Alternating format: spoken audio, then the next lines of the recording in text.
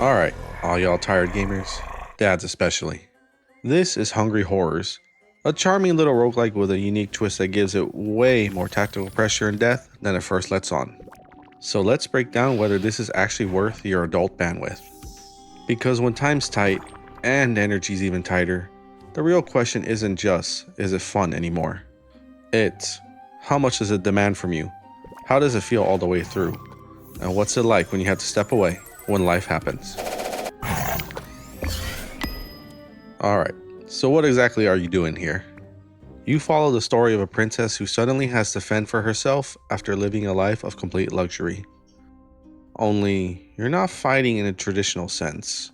You're cooking? Yep, you heard that right.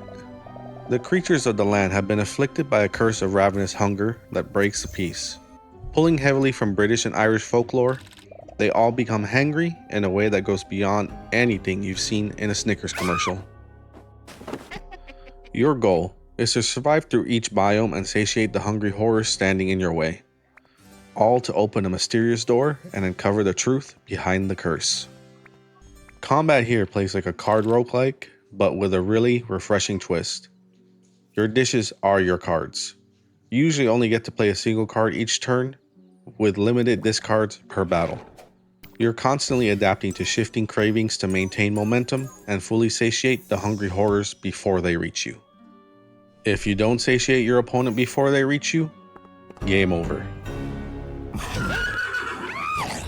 Early on, the combat is easy to follow, but as you progress, you'll gradually unlock more food-themed power-ups, recipes, items, and mechanics that massively expand your tactical options. You'll need them too, because each new biome introduces hungrier enemies, new mechanics, and more ways for your runs to spiral out of control if you stop planning ahead. The music supports that pressure really well too. It starts atmospheric, but somehow becomes increasingly urgent as enemies get closer without ever changing the track, either subconsciously locking you in completely, sending you scrambling to save your run, or creating that sinking feeling when you realize you've probably already lost.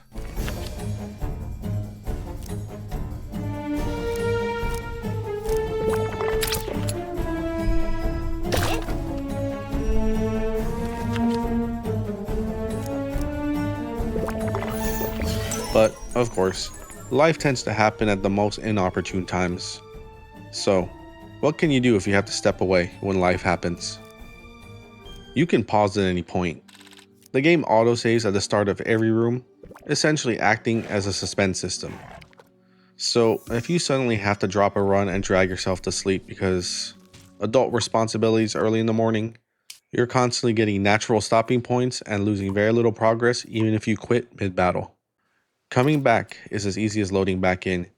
You just may need to keep a small mental checkmark of whatever strategy or build path you had going if it's been a few days since your last session. My only real critique here is that the suspense system can be a little exploitable. If a battle starts going badly, you can pretty easily quit out and reload right before the encounter for another attempt.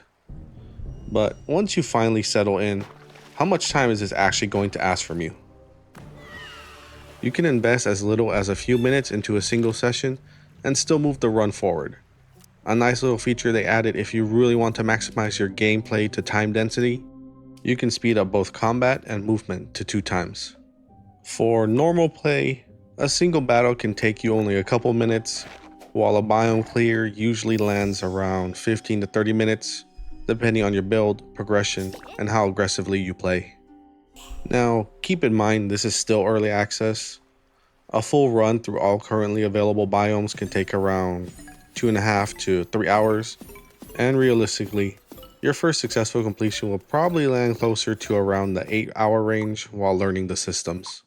With 2 biomes still locked, I currently estimate the full release story will probably land somewhere around 10 to 15 hours total.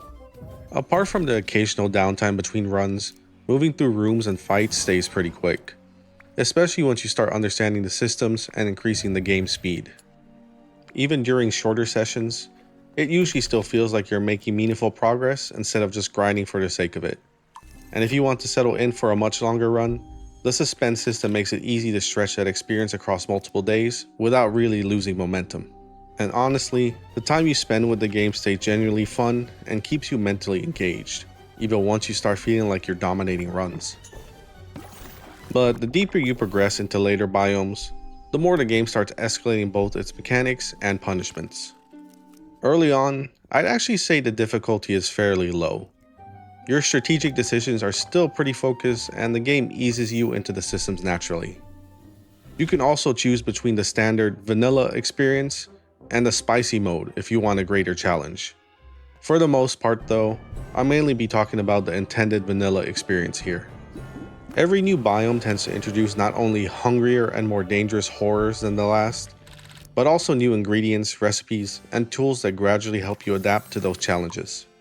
But as more mechanics, enemy interactions, and tactical options start layering together, the game can suddenly become surprisingly brutal and push things much closer into a medium to high difficulty.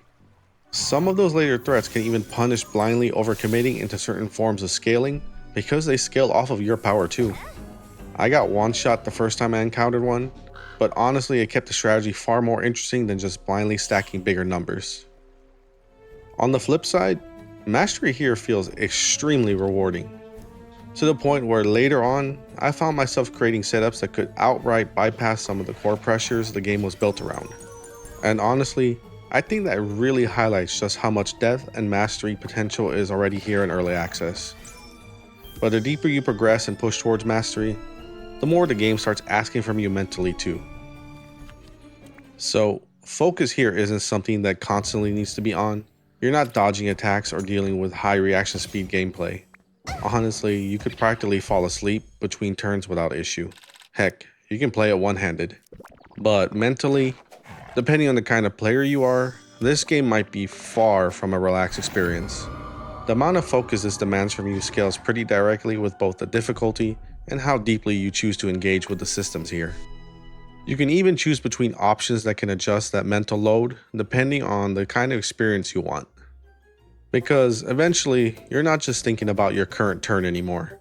You're juggling long-term planning, scaling, enemy mechanics, and overlapping systems that can quickly spiral out of control if you stop paying attention. To the point where even accidentally clicking the wrong card while distracted can derail a run. But it won't demand you play perfectly. There are absolutely builds that can ease off the pressure. Understanding the intricacies makes a huge difference. But when you also have life happening around you, kids running around, family nearby, what's this actually like to have on in your living room? There are some monster designs and themes here that may trigger certain fears or icks for some people. But overall, because of the pixel art presentation and whimsical style, this has been perfectly fine for our family as a shared space game. Both my kids actually enjoyed sitting on my lap and watching me play, so thank God for the ability to play one-handed here. The main thing I'd personally caution about though are some of the death sequences. Even with the pixelated presentations, the implications are very clear, and several involve the princess being outright eaten alive. It's not graphic, but that was actually a pretty major fear of mine as a kid, so I usually try to avoid dying around my kids when possible. So this part is really going to come down to your own discretion and what your family is comfortable with. So once you've got that all covered, what's actually going to keep you coming back, and does it earn its replay value? Again, this is still early access, so the true endgame loop is still unclear despite the roadmap the developers have planned. Right now, most of the replay value comes from experimenting with synergies, refining strategies, and unlocking what you still have left to obtain. And honestly, that core loop was engaging enough that you could keep playing well beyond simply beating the game. At the same time though, mastery in the intended default mode can currently become powerful enough to heavily shortcut the meta progression system. By my best run, I was already unlocking nearly everything while stacking huge amounts of meta progression currency in a single run. So while the gameplay journey itself already feels worthwhile, a lot of the long-term replay value is still going to depend on how the developers expand the endgame moving forward. So, is this worth your limited gaming time? If you enjoy roguelikes with deeper systems, I'd absolutely say this is already worth picking up. I genuinely love the game's twist on the deck building roguelike formula. On top of that, the amount of tactical depth hiding underneath its charming presentation honestly surprised me quite a bit. I particularly enjoyed how the game punishes things a lot of deck building roguelikes usually let you get away with, like stalling or ramping up power too aggressively, because it kept the strategy surprisingly engaging throughout. We'll just have to see how the developers continue expanding the endgame moving forward. But right now, I'm generally excited to see what the full release eventually looks like once all the biomes are complete. And honestly, this already earns my adult bandwidth. So if that sounds appealing to you, this could be a surprisingly good fit for almost any gaming window. Alright y'all, if this helped and you'd like to support the channel while seeing more reviews like this, consider liking, commenting, and subscribing. I'm split and I'm splitting. See y'all next time.